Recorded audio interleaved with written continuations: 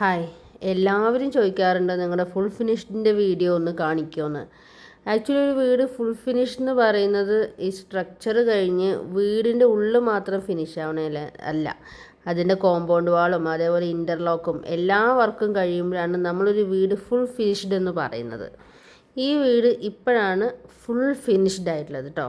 ഈ ഒരു സ്റ്റേജിലാണ് ഇപ്പോൾ ഈ വീടുള്ളത്. ഇത് ഒരുപാട് പേര് കണ്ടിട്ടുള്ള വീടാണ്.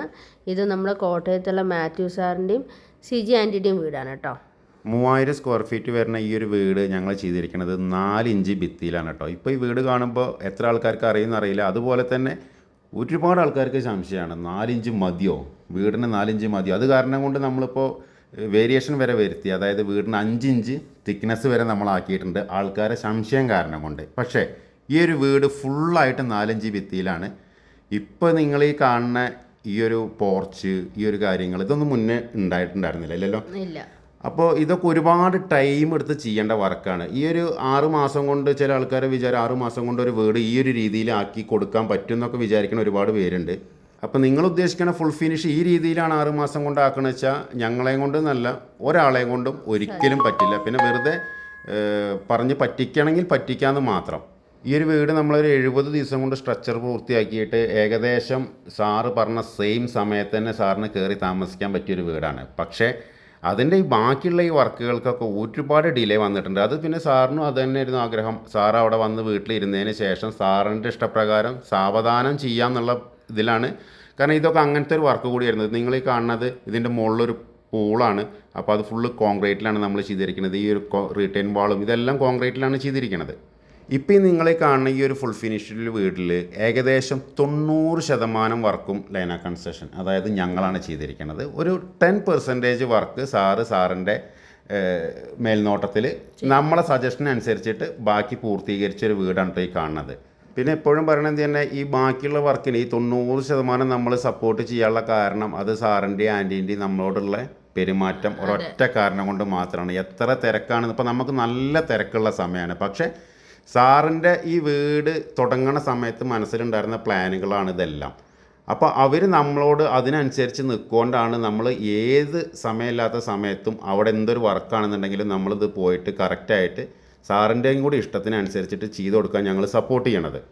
അതിൻ്റെ ഏറ്റവും വലിയൊരു ഉദാഹരണമാണിത്. സാധാരണ ഒരു വീട് വെച്ച് കഴിഞ്ഞിട്ടുണ്ടെന്നുണ്ടെങ്കിൽ ഞാൻ ഇതിൻ്റെ മുന്നേ പറഞ്ഞ പോലെ ഒരു കോൺട്രാക്ടറും ഒരു ഇതും പോലെയല്ല. ഞങ്ങൾ ഏകദേശം ഒരു ഫാമിലി ആയ പോലെയാണ്. ഞാനും എൻ്റെ പിള്ളേരും എല്ലാം ഇപ്പോൾ ഇവിടെ ഈ ഒരു വീട്ടിലാണ് ഇപ്പോൾ ഉള്ളത്. ഈ വീട് ഇപ്പോൾ ഹൗസ് വാമിങ് കഴിഞ്ഞിട്ട് ഏകദേശം 1 വർഷത്തോളമായിട്ടോ. കാരണം നമ്മൾ ജൂൺ 7-നാണ് ഈ വീടിൻ്റെ ഹൗസ് വാമിങ് ഉണ്ടായത്. ഇപ്പോൾ ഈ 1 വർഷം കഴിഞ്ഞിട്ടും ആ ഒരു ബന്ധം ഞങ്ങൾ അതേപോലെ തന്നെ മെയിൻറ്റെയിൻ ചെയ്യാൻ മനോട്ട് ആദ്യം പറഞ്ഞ പോലെ തന്നെ സാറും ആൻറ്റിയും അതേപോലെ മോനും ഒക്കെ തന്നെയാണ്. കാരണം ഞങ്ങൾ ഇതുവരെ ഒരുപാട് വീടുകൾ വെച്ചിട്ടുണ്ടെങ്കിലും അധികം ഒരു വീട്ടിലും വല്ലപ്പോഴൊക്കെ ഒന്ന് പോകാന്നല്ലാതെ ഇതേപോലെ കണ്ടിന്യൂസ് ആയിട്ട് പോകുന്ന ഒരു ഇങ്ങനത്തെ ഒരു ബന്ധം എവിടെ ഉണ്ടാവാറില്ല. അതിൻ്റെ മെയിൻ കാരണം എന്ന് പറയുന്നത് ഈ സാർ ഇതിൻ്റെ മുന്നേ നമ്മളൊരു വീഡിയോയിൽ പറഞ്ഞിട്ടുണ്ട്. അതായത് നമ്മളൊരു വീട് വെക്കണ സമയത്ത് നമുക്കൊരു വീട് വെക്കുന്ന ആൾക്ക് കറക്റ്റായിട്ടൊരു പ്ലാൻ ഉണ്ടായിരിക്കണം. ഇല്ലയെന്നുണ്ടെന്നുണ്ടെങ്കിൽ സ്വാഭാവികമായിട്ട് ആ വീടിൻ്റെ വർക്ക് കഴിയുന്നതിൻ്റെ മുന്നേ ആ കോൺട്രാക്ടറോട് തെറ്റേണ്ട ഒരു സാഹചര്യം വരും. കാരണം എന്താ വെച്ചാൽ നമ്മൾക്കൊരു പ്ലാന് തരണു, ആ പ്ലാനിനനുസരിച്ചിട്ട് നമ്മൾ വീട് പണിയുകയാണെന്നുണ്ടെന്നുണ്ടെങ്കിൽ നമുക്ക് പിന്നെ വേറെ ചേഞ്ചസ് ഒന്നും വരാൻ പോണില്ല. ചേഞ്ചസ് വരുന്നതിനെ കൊണ്ട് പ്രശ്നം ഉണ്ടായിട്ടല്ല, പക്ഷേ ആ ചേഞ്ചസ് വരുന്നത് 2 കൂട്ടരും പാടെ അറിഞ്ഞുകൊണ്ടുള്ള ചേഞ്ചസുകളായിരിക്കണം വരുന്നത്. അങ്ങനെ പറയാൻ കാരണം എന്താണെന്ന് വെച്ചാൽ പല വീട്ടുകാർക്കും ഒരു ഐഡിയ ഇല്ല ഇത് എങ്ങനെയാണ് ഈ വീട് ഉണ്ടാവുക, അതിൻ്റെ ഫൈനൽ ലുക്ക് ഒന്നും അവർക്കൊരു ഐഡിയ ഉണ്ടാവില്ല. പക്ഷെ അവർ നമുക്ക് ഇരട്ടിപ്പണി തരും. ഇരട്ടിപ്പണി തരുമ്പോൾ നമ്മളെന്തെങ്കിലും നമ്മുടേതായ ബുദ്ധിമുട്ടുകൾ പറഞ്ഞു കഴിഞ്ഞാൽ അവർക്ക് ദേഷ്യം വരാം. അല്ലെങ്കിൽ ഇവർക്കൊരു ഐഡിയ വേണം, ഇതിങ്ങനെ ചെയ്താൽ അങ്ങനെ ഉണ്ടാവും എന്നൊരു ഐഡിയ വേണം. പിന്നെ വേറൊരു കൂട്ടക്കാരുണ്ട്, ആദ്യം നമ്മളോട് കുറേ സജഷൻ ചോദിക്കും. സജഷൻ ചോദിച്ചിട്ട് നമ്മൾ ആ സജഷന് പറയുന്ന സമയത്ത് പിന്നെ ആ സജഷൻ അനുസരിച്ചിട്ടാവും ഞാൻ പ്ലാൻ ചെയ്ത് പോവുക. അത് പകുതി എത്തുന്ന സമയത്ത് പിന്നെ അത് എൻ്റയർലി ഡിഫറെൻ്റ് ആക്കിയിട്ട് മാറ്റും. അപ്പം അങ്ങനെ ആകുമ്പോൾ തന്നെ നമ്മൾ ഈ വീടിൻ്റെ എലിവേഷനിലും കാര്യങ്ങളിലും ഒക്കെ അത് ബാധിക്കും. ഈ ഒരു വീടെന്ന് പറഞ്ഞു കഴിഞ്ഞാൽ ഈ ഒരു വീടിൻ്റെ ഒരു പ്ലാന് തന്നിട്ട് അന്നേ ഞാൻ പറഞ്ഞിട്ടുണ്ട് ഇത് ഇങ്ങനെ ഇരിക്കണം മനോജ് എന്ന് പറഞ്ഞതിന് ശേഷം ഈ വീട്ടിൽ ആൾ കയറി താമസിക്കാൻ നേരത്തെ കീ കൊടുക്കുന്നവരെ ആൾ എന്നോട് മറുത്തൊരു അക്ഷരം പറഞ്ഞിട്ടില്ല ഇന്ന് വരെ. ഇപ്പോൾ ഇതിൻ്റെ കോമ്പൗണ്ട് വാളാണെന്നുണ്ടെങ്കിലും ഈ ടാങ്ക് ആണെന്നുണ്ടെങ്കിലും എല്ലാം നമ്മൾ പറയണത് എന്താണോ ആ രീതിയിൽ ആൾ ഓക്കെയാണ്. കാരണം ആൾ വിചാരിക്കുന്നതാണ് നമ്മൾ ചെയ്യണത്. സാറ് പിന്നെ ഒരുപാട് റിസർച്ച് ചെയ്ത് കണ്ടുപിടിച്ച് വർഷങ്ങളുടെ റിസർച്ചാണ് കേട്ടോ ഈ വീട്. അപ്പോൾ സാർ അതേപോലെ തന്നെ ആക്കിയിട്ടുണ്ട്. ആദ്യം പറഞ്ഞതിൻ്റെ ഒരു ഉത്തമ ഉദാഹരണമാണിത്. ഇതിനെന്താ പറയാ, സാറ്റ് കളിക്കേ, സാറ്റ് കളിക്കുക, ഹൈഡ് ആൻഡ് സീക്ക് കളിക്കുക. ഹൈഡ് ആൻഡ് സീക്ക് കളിക്കുകയാണ്. ആൻറ്റി ഉണ്ട്, സാറിന് ഓടാൻ വയ്യാത്തതുകൊണ്ട് സാറ് കൂടിയില്ല എന്ന് മാത്രം. അപ്പം എല്ലാവരും കൂടെ ഞങ്ങളെല്ലാവരും കൂടെ അവിടെ ഹൈഡ് ആൻഡ് സീക്ക് കളിക്കായിരുന്നു കേട്ടോ.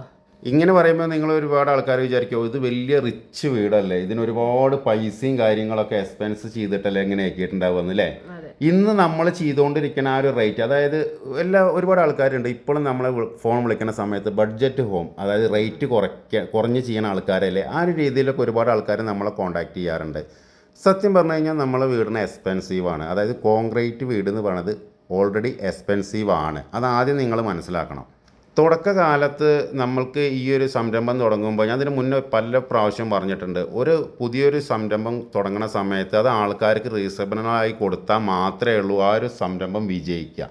അതുകൊണ്ട് ആ ഒരു സമയത്ത് നമ്മൾ ഒരുപാട് നഷ്ടം സഹിച്ചിട്ട് ചെറിയ പൈസയ്ക്കാണ് നമ്മൾ സ്റ്റാർട്ടിങ് ചെയ്തിട്ടുണ്ടായിരുന്നത്. ഇപ്പം നമ്മൾ അതാത് സ്ഥലങ്ങളിലെ റോ മെറ്റീരിയൽസിൻ്റെ ഒക്കെ റേറ്റ് നോക്കിയിട്ട് തന്നെയാണ് ഞങ്ങൾ ഓരോ ആൾക്കാർ വിളിക്കുമ്പോൾ നമ്മൾ റേറ്റ് പറയണത്. അപ്പോൾ റേറ്റ് പറയുമ്പോൾ നിങ്ങൾ ബോധം കെട്ടിട്ട് കാര്യമില്ല. അതേപോലെ തന്നെ ഈ ഒരു റേറ്റിന് വില്ലിങ് ആയ ആൾക്കാരും ഈ നമ്മളെ വീടിൻ്റെ വർക്ക് കണ്ട് 100% തൃപ്തിയുള്ള ആൾക്കാർ മാത്രം ഈ രീതിയിൽ വീട് ചെയ്താൽ മതി എന്ന് ഞാൻ എപ്പോഴും പറയുന്ന കാര്യമാണ്. കാരണം റേറ്റ് കുറഞ്ഞ് ചെയ്യാം എന്ന് വിചാരിച്ചിട്ട് നമ്മളെ രീതിയിൽ നിങ്ങൾ ഒരിക്കലും വീട് ചെയ്യേണ്ട. ഞങ്ങൾക്കൊരു കമ്മിറ്റ്മെൻറ്റ് എന്താ വെച്ചിട്ടുണ്ടെന്നുണ്ടെങ്കിൽ, ഞങ്ങൾക്ക് ഇതിനൊരു പ്രോസസ്സൊക്കെ ഉണ്ട്, ഒരു ബുക്കിംഗ് ഉണ്ട്. ചിലപ്പോൾ 6 മാസം മുന്നേ ആയിരിക്കും ഒരു വീട് ബുക്കിംഗ് ചെയ്യണത്. ആ ബുക്കിംഗ് ചെയ്യണ സമയത്ത് നമ്മൾ എത്രയാണോ ഒരു പ്രൈസ് അവരോട് പറഞ്ഞത്, അതിൽ 1 രൂപ പോലും ഞങ്ങൾ കൂട്ടി മേടിക്കാറില്ല. അതിൻ്റെ ഒരു ഉദാഹരണം നിങ്ങൾക്ക് പറഞ്ഞു തരാമെന്നുണ്ടെങ്കിൽ, ഇപ്പോൾ കറൻറ്റ് ഞാൻ ഈ വീഡിയോ അപ്ലോഡ് ചെയ്യണ ഈ സമയത്ത് എൻ്റെ കോഴിക്കോട് ഒരു പ്രൊജക്റ്റ് നടക്കുന്നുണ്ട്, സലാം ഖാൻ്റെ. അത് മുട്ടായി തെരുവിനോട് അടുത്തായിട്ടുള്ളൊരു പ്രൊജക്റ്റാണ്. അപ്പോൾ ആ പ്രൊജക്റ്റ് ആൾ ബുക്കിംഗ് ചെയ്തത് ഏകദേശം 1.5 വർഷം മുന്നെയാണ്. അതും പെർ സ്ക്വയർ ഫീറ്റ് 1000 രൂപ നിരക്കിലാണ് സ്ട്രക്ചർ ബുക്ക് ചെയ്തത് അല്ലേ. 1.5 വർഷം കഴിഞ്ഞു. നിങ്ങളത് മനസ്സിലാക്കണം. 1.5 വർഷം കഴിഞ്ഞതിന് ശേഷം അത് ബുക്ക് ചെയ്യണ സമയത്ത് 1 കിലോ കമ്പിക്ക് 59-60 രൂപ ഉണ്ടായിരുന്നുള്ളൂ. ഇന്നിപ്പോൾ ആ സ്ഥാനത്ത് കമ്പിയുടെ വില മാത്രം 73-74 രൂപ. ഇന്നിപ്പോൾ വയനാട് ഞാൻ കമ്പി ഇറക്കിയത് 1 കിലോ കമ്പിക്ക് 73 രൂപ വെച്ചിട്ടാണ്. അതുപോലെ തന്നെ സിമെൻറ്റിന്മേ ഏകദേശം 50 രൂപയോളാണ് ഒരു ചാക്കുമ്പോൾ നമ്മൾക്ക് കൂടിയിരിക്കണത്. പിന്നെ നമ്മൾക്ക് ഏറ്റവും കൂടുതൽ ചിലവാകുന്ന സാധനം എംസാൻഡും മെറ്റലുമാണ്. അതിനും ഗണ്യമായ പൈസ വർധനവ് വന്നിട്ടുണ്ട്. പക്ഷേ സലാമക്കയുടെ കയ്യിൽ നിന്ന് പെർ സ്ക്വയർ ഫീറ്റിന് 1000 രൂപ എന്നല്ലാണ്ട് 1 രൂപ പോലും ഞങ്ങൾ അധികം മേടിച്ചിട്ടുമില്ല, മേടിക്കാനും പോകണില്ല. അതാണ് ഞങ്ങളുടെ കമ്മിറ്റ്മെൻറ്റ്. അപ്പോൾ നിങ്ങൾ ലാഭം നഷ്ടം നോക്കിയിട്ട് ചെയ്യാനാണെന്നുണ്ടെങ്കിൽ ഈ കാൽക്കുലേഷൻ ഇതൊക്കെ വെച്ചിട്ട് വേറെ രീതിയിൽ ചെയ്ത് കഴിഞ്ഞാൽ ലാഭം ഉണ്ടാവുന്നുണ്ടെങ്കിൽ തീർച്ചയായിട്ടും അങ്ങോട്ട് മാറുകയായിരിക്കും ഏറ്റവും നല്ലത്. കാരണം അല്ലാന്നുണ്ടെങ്കിൽ ലാഭം നോക്കിയിട്ട് ഈ ഒരു മെത്തേഡിലേക്ക് മാറുമ്പോൾ ഒരുപാട് വ്യത്യാസമുണ്ട്. കാരണം നമ്മളെ വർക്കിൻ്റെ ഏറ്റവും വലിയ പ്രത്യേകത ഇതിൻ്റെ സ്ട്രെങ്ത്തും ക്വാളിറ്റിയാണ്. ക്വാളിറ്റി കൂടുന്നതിനനുസരിച്ചിട്ട് അതിനുള്ള റേറ്റ് കൂടും. പിന്നെ ഈ റോ മെറ്റീരിയലിന് ഇപ്പോഴത്തെ സാഹചര്യത്തിൽ തന്നെ കേരളത്തിൽ ഇപ്പം ഞങ്ങൾ കണ്ണൂർ മുതൽ തിരുവനന്തപുരം വരെ വർക്ക് ചെയ്യുന്നുണ്ട്. ഇതിൽ തന്നെ റോ മെറ്റീരിയലിന് എത്രയോ പൈസയുടെ ഡിഫറൻസ് വരുന്നുണ്ട്. ഇപ്പോൾ നമ്മൾ തൃശ്ശൂർ അല്ലെങ്കിൽ ഒരു എറണാകുളത്തൊക്കെ നമ്മൾ എംസാൻഡ് മെറ്റൽ നമുക്ക് ഒരു അടിക്ക് എത്ര രൂപയ്ക്കാണ് കിട്ടണത്? നമുക്കൊരു 63-68 ആ റേഞ്ചിൽ കിട്ടും. രണ്ടും ഇതേ എംസാൻഡ് മെറ്റൽ തിരുവനന്തപുരത്തെ സൈറ്റിൽ എത്ര രൂപയ്ക്കാണ് കിട്ടുന്നത്? 112 അതേപോലെ 109 നമുക്ക് കിട്ടുന്നത്. നിങ്ങൾക്ക് ആലോചിക്കാൻ, ഇപ്പം നിങ്ങൾക്ക് ചിന്തിക്കാൻ പറ്റും, നിങ്ങളാണ് ഒരു കോൺട്രാക്ടർ വെച്ചാൽ നിങ്ങൾ ഈ ഇത്ര റേറ്റ് ഡിഫറൻസ് ഉള്ളതിൽ വെച്ചിട്ട് തിരുവനന്തപുരത്ത് ആ ഒരു റേറ്റിന് നിങ്ങൾ വർക്ക് എടുക്കുമോ? പക്ഷേ നമ്മൾ ഒരു ബുക്കിംഗ് പ്രോസസ്സ് ഉണ്ടായതുകൊണ്ടും 6 മാസം മുന്നേ ഇവർ ബുക്കിംഗ് എടുക്കണ കാരണം കൊണ്ടും നമ്മൾ അന്നേ എടുത്ത് വന്ന, അപ്പോൾ തിരുവനന്തപുരത്ത് എടുക്കുന്ന സമയത്ത് എന്തായി കഴിഞ്ഞാൽ കയ്യിൽ നിന്ന് അങ്ങോട്ട് പൈസ ഇറക്കേണ്ടി വരും. കാരണം റോ മെറ്റീരിയലിന് ഇരട്ടി വിലയാണ് എംസാൻഡും മെറ്റലിനും. അതില്ലാതെ ഒരിക്കലും കഴിയും. നമുക്ക് ഹ്യൂജ് ക്വാണ്ടിറ്റി എംസാൻഡും മെറ്റലും സിമെൻറ്റും നമ്മുടെ കയ്യിൽ വേണം. അതേപോലെ തന്നെ കമ്പി നമുക്ക് ആവശ്യമാണ് ഇതിന്. അതേപോലെ കണ്ണൂരുണ്ടായ പ്രൊജക്റ്റിന് നമുക്ക് 80-85 റേഞ്ച് വന്നു കേട്ടോ.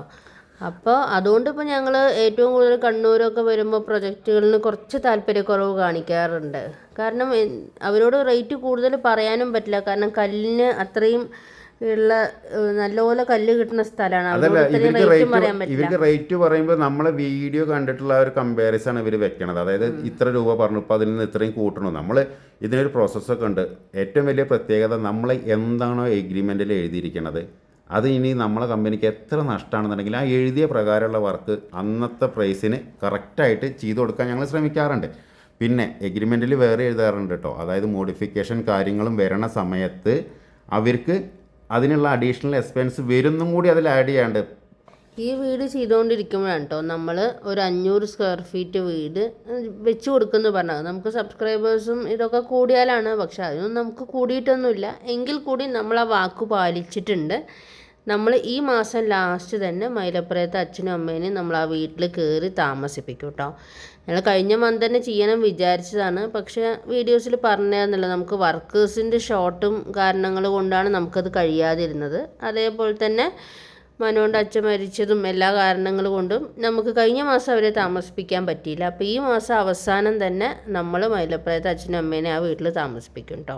ഈ വീടിൻ്റെ ബാക്ക് സൈഡ് ആണെങ്കിലും മാക്സിമം യൂട്ടിലൈസ് ചെയ്തിട്ട് സാറ് ചെയ്തിട്ടുണ്ട് കേട്ടോ. ഈ കാണുന്ന ഒരു പോണ്ടൊക്കെ ഈ വീട് വെക്കണ ആ സമയം മുതലേ നമ്മളെ മനസ്സിലുള്ള പ്ലാനിങ് ആണ് കേട്ടോ. അത് സാർ അതേപോലെ പറഞ്ഞിരുന്നു.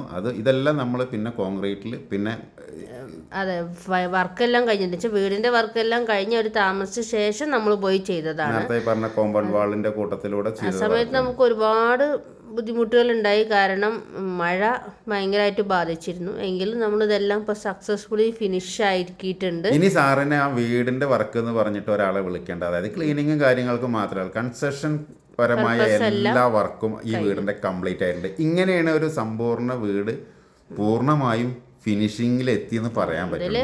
ഫസ്റ്റ് വെച്ചാൽ സാറിൻ്റെ ഒരു പ്ലാനിങ്, അതേപോലെ മനോൻ്റെ ഒരു സപ്പോർട്ട് ഇതിൽ മെയിൻലി ഉണ്ടായിരുന്നു. അതേപോലെ തന്നെ സാറിൻ്റെ ഫണ്ടിനും വലിയ ഷോർട്ടേജ് ഉണ്ടായിരുന്നില്ല. അതുകൊണ്ടാണ് ഇതെല്ലാ കാര്യങ്ങളും ഭംഗിയായിട്ട് ചെയ്യാൻ പറ്റിയത് കേട്ടോ. മെയിനായിട്ട് വേണ്ടത് ഒരാൾക്ക് സമയം, അതേപോലെ പൈസയാണ്. ഈ രണ്ട് കാര്യങ്ങൾ ഉണ്ടെങ്കിൽ മാത്രമേ ഉള്ളൂ ഈ ഒരു രീതിയിൽ വിചാരിച്ച പോലെ എല്ലാം ഫിനിഷ് ചെയ്യാൻ പറ്റും. ആഗ്രഹം മാത്രം ഉണ്ടായിട്ട് കാര്യമില്ല, അവരുടെ കയ്യിൽ പൈസയും വേണം. പിന്നെ ഈ പോണ്ടിലൊക്കെ 100 നെറ്ററൊക്കെ കിടക്കുന്നുണ്ട് കേട്ടോ.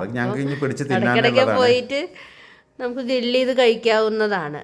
അതേപോലെ ഈ വീട്ടിലൊരു റൂമും ഞങ്ങൾക്ക് വേണ്ടി ഉണ്ടെന്ന് സാർ എപ്പോഴും പറയാറുണ്ട്. അത് കേൾക്കുമ്പോൾ തന്നെ നമുക്ക് ഭയങ്കര സന്തോഷമാണ്. അപ്പോൾ ഞങ്ങളുടെ കാഞ്ഞിരപ്പള്ളി സൈറ്റൊക്കെ സ്റ്റാർട്ട് ചെയ്യുമ്പോൾ ഞങ്ങൾക്ക് ഒരു മോനിപ്പള്ളി പോകേണ്ട ആവശ്യമില്ല, ഇവിടെ തന്നെ വന്ന് നിൽക്കാം. മെയിനായിട്ട് ഈ വീഡിയോ ഇടുന്നതിൻ്റെ കാരണം എന്താ വെച്ചാൽ ഞാൻ നേരത്തെ പറഞ്ഞ പോലെ ലാഭം നോക്കിയിട്ട് ആരും നമ്മളെ ഈ ഒരു രീതിയിലേക്ക് മാറേണ്ട ആവശ്യമില്ല. ഇതിൻ്റെ ക്വാളിറ്റിയും, അതായത് ഈ സാറിനെ പോലെ ഇത് ചെയ്ത് കഴിഞ്ഞാൽ ഇന്ന ഗുണങ്ങളുണ്ട്, ഇതുകൊണ്ട് ഇത്ര ബെനിഫിറ്റ്സ് ചെയ്യാൻ ആൾക്കുണ്ട്, ആ ഒരു കാര്യങ്ങളൊക്കെ മനസ്സിലാക്കിയിട്ട് ഞങ്ങളെ രീതിയിലേക്ക് മാറുന്ന ആൾക്കാർ മാത്രം നമ്മളെ വീട് ബുക്കിംഗ് ചെയ്താൽ മതി കേട്ടോ. പിന്നെ ഞങ്ങൾക്ക് ഞങ്ങളെ വീട് ചെയ്യാനായിട്ട് ഞങ്ങളേതായ ഒരു രീതികളുണ്ട്. അതായത് ഈ ചുമരിൻ്റെ വർക്കുകൾ എങ്ങനെ ചെയ്യണം, ഒരു വീടിൻ്റെ പ്ലാന് കിട്ടിക്കഴിഞ്ഞാൽ പിന്നെ ബാക്കിയുള്ള അതിൻ്റെ സ്ട്രക്ചർ കാൽക്കുലേഷനും കാര്യങ്ങളൊക്കെ ഞങ്ങളെ രീതിയിൽ ചെയ്യുമ്പോൾ ഞാനാണ് നോക്കുക. കാരണം ഈ ഒരു രീതിയിൽ കോൺക്രീറ്റിൽ വീട് നിർമ്മിക്കുന്ന കേരളത്തിൽ വേറെ ടീംസും ഇല്ല. അതേപോലെ തന്നെ കോൺക്രീറ്റിൽ വീട് നിർമ്മിക്കുന്ന ഒരു സ്ട്രക്ചർ കാൽക്കുലേഷൻ നോക്കണ ഒരു ആളും നമ്മളെ നിലവിലില്ലല്ലോ. ഇപ്പോൾ നോക്കുന്ന ആൾക്കാരാണെങ്കിൽ തന്നെ അവർ കല്ലിലോ അല്ലെങ്കിൽ പില്ലേഴ്സിൻ്റെ കാര്യങ്ങൾ നോക്കിയിട്ടാണ് സ്ട്രക്ചർ കാൽക്കുലേഷൻ ഡിസൈഡ് ചെയ്യണത്. അപ്പോൾ ഈ ഒരു കോൺക്രീറ്റിൽ ഭിത്തി വെക്കുമ്പോൾ അതിന് എത്ര സ്ട്രെങ്ത് ഉണ്ടായിരിക്കും, അതിനെവിടെ ഏത് കമ്പി ഇടണം, അതിനെങ്ങനെയാണ് ചുമര് വെക്കേണ്ടതെന്നൊക്കെ ഡിസൈഡ് ചെയ്യണത് നമ്മളാണ്. അപ്പോൾ മെയിനായിട്ട് എന്താ വെച്ചിട്ടുണ്ടെന്നുണ്ടെങ്കിൽ നമ്മളെ ഈ രീതിയിലേക്ക് മാറുന്ന ആൾക്കാർ ഇതിനൊന്നും വില്ലിങ് അല്ലാന്നുണ്ടെന്നുണ്ടെങ്കിൽ ഫസ്റ്റ് തന്നെ കല്ലുകടിയാണ്. അതുകൊണ്ടൊക്കെയാണ് ഈ പറയണത് ഞങ്ങൾ ചെയ്യണ വീട് എന്ന് പറയുമ്പോൾ ഞങ്ങളേതായ രീതിയിലേക്കേ ചെയ്യാൻ പറ്റുള്ളൂ. ഇപ്പോൾ കല്ലിൽ കെട്ടണ ഒരാളെ ഒരു കോൺട്രാക്ടറാണ് വിചാരിച്ചോളൂ, അയാളിപ്പോൾ ഞങ്ങളെ രീതിയിൽ വീട് വെക്കുമ്പോൾ അയാൾ പറയണത് നമ്മൾ കേൾക്കണം എന്ന് പറഞ്ഞാൽ ഒരിക്കലും പോസിബിൾ ആയിട്ടുള്ള കാര്യമല്ല. കാരണം ഞങ്ങൾക്ക് ഞങ്ങളേതായ രീതിയുണ്ട്, അതിനനുസരിച്ചിട്ട് ഞങ്ങൾ ചുമരുകൾ വെക്കാനും പറ്റുള്ളൂ. പിന്നെ ഇതൊക്കെ എങ്ങനെ ചെയ്യണം എന്നുള്ളത് ഇപ്പോൾ ഈ വീടിൻ്റെ തന്നെ എത്രയോ വീഡിയോസ് കിടക്കുന്നുണ്ട്, A to Z.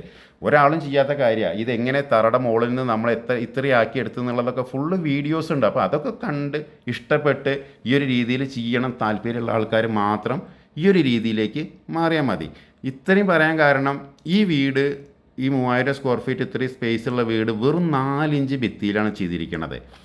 ഇതിൻ്റെ ഹാളിൻ്റെ ഇതിൻ്റെയൊക്കെ സ്പേസ് ഞാൻ ഇതിൻ്റെ മുന്നേ ഡീറ്റെയിൽ ആയിട്ട് മെഷർമെൻ്റ് അടക്കം പറഞ്ഞിട്ടുണ്ട്. ഇപ്പോൾ ഈ വീട് വെച്ചിട്ട് ഏകദേശം 1 വർഷമായി ഇവർ ഇതിൽ താമസിക്കുന്നത്. അപ്പം നമ്മൾ ഈ കോൺക്രീറ്റ് വീടിനെ കുറ്റം പറയുന്ന ആൾക്കാരും ഇതിൻ്റെ സ്റ്റെബിലിറ്റീനെ കുറിച്ച് സംസാരിക്കുന്ന ആൾക്കാരൊക്കെ, അതായത് ഏറിൽ ഇല്ലാത്ത കാര്യങ്ങൾ പറയണ പോലെ ഇതിൽ താമസിച്ച എക്സ്പീരിയൻസ് അവർക്കില്ല. ഇതെങ്ങനെയാണ് ഉണ്ടാക്കി കഴിഞ്ഞാൽ എന്ന് കൂടി അവർക്ക് അറിയില്ല. അപ്പോൾ ഒന്നുമില്ലാന്നുണ്ടെങ്കിൽ ഇപ്പോൾ ഈ ഒരു സാറ് അല്ലെങ്കിൽ നമ്മൾ വെച്ച് കൊടുത്ത അതേപോലത്തെ ആൾക്കാർ നെഗറ്റീവ് പറയുകയാണെന്നുണ്ടെങ്കിൽ ഓക്കെ. സ്റ്റെബിലിറ്റിയേക്കാളും ഏറ്റവും കൂടുതൽ ടെൻഷൻ ചൂടാണ് കേട്ടോ. ചൂടിൻ്റെ കാര്യമൊക്കെ ഇപ്പോഴും ആൾക്കാർ, പിന്നെ ഞാനൊന്നും പറയാത്തതിൻ്റെ കാരണം എന്താ വെച്ചാൽ നമുക്ക് പറഞ്ഞ് മടുത്തു. നിങ്ങൾക്ക് ഏറ്റവും ബെറ്റർ നമ്മളോട് പറയണേക്കാളും നല്ലത് നമ്മൾ വെച്ചപ്പോൾ കേരളത്തിൻ്റെ കണ്ണൂർ മുതൽ തിരുവനന്തപുരം വരെ നമ്മളെ വീടുകളുണ്ട്. നിങ്ങളൊരു വീട് പോയിട്ട് നിങ്ങൾ ഡയറക്റ്റ് ക്ലയൻറ്റിനോട് ചോദിക്കുകയാണ് ചൂടിൻ്റെ കാര്യത്തിലൊക്കെ ഏറ്റവും ബെറ്റർ. നമ്മളിത് പറഞ്ഞിട്ട് നമുക്ക് തന്നെ ഒരു നാണക്കേടായി തുടങ്ങിയിട്ടുണ്ട്. അതായത് ചൂട് ഉണ്ടാവില്ല എന്ന് പറയുമ്പോൾ ചില ആൾക്കാർ അങ്ങനെയല്ലല്ലോ, കോൺക്രീറ്റ് ആണെങ്കിൽ ചൂടുണ്ടാവും. എവിടുന്ന് അത് ഇവരെ തലയിൽ ഉദിക്കണമെന്ന് എനിക്കറിയില്ല. ഓക്കെ, എത്രയായി കഴിഞ്ഞാലും ഇത്രയും വലിയൊരു ഓപ്പൺ ഏരിയയും ഓപ്പൺ ഹാളും ഇതിൻ്റെ ഡബിൾ ഹൈറ്റും ഇതൊക്കെ ഒരു ഘടകം കൂടിയാണ് കേട്ടോ. ഈ വീട്ടിൽ ചൂടില്ലാത്തതിൻ്റെ മെയിൻ ഘടകം ഈ ഒരു സംഭവമാണ്. പക്ഷേ ഇതൊക്കെ സാറിൻ്റെ ഡിസൈനാണ്. സാറ് ഒരുപാട് കാലത്തെ ഇതിനനുസരിച്ചിട്ട് വരച്ചുണ്ടാക്കിയിട്ട് ഒറ്റ തവണ എന്നോട് പറഞ്ഞിട്ട് ഈ വീട് ഈ രീതിയിൽ അതിൻ്റെ ഇടയിൽ ഒരു ഇടപെടലില്ലാണ്ട് ആക്കിയെടുത്താൻ പറ്റിയൊരു വീടാണിത്. അതിൻ്റെ ഞങ്ങളൊരു അവാർഡ് ആ വീട്ടിലിരിക്കുന്നത് കണ്ടില്ലേ, അൾട്രാടെക് സിമെൻറ്റിൻ്റെ ഏറ്റവും നല്ല വീടിനുള്ള അവാർഡാണ് അത്. നമ്മളെ പേരിൽ കിട്ടിയ അവാർഡാണ് ഇപ്പോൾ ആ വീട്ടിൽ അവിടെ ഇരിക്കുന്നത്. അപ്പോൾ ഇനി അടുത്തൊരു വീഡിയോ ആയിട്ട് പിന്നെ വരാം. ഈ വീടിൻ്റെ കൂടുതൽ ഡീറ്റെയിൽസ് വേണമെന്നുണ്ടെങ്കിൽ ഈ ചാനലിൽ തന്നെ ഇതിൻ്റെ വർക്കിംഗ് വീഡിയോസും കിടക്കുന്നുണ്ട്.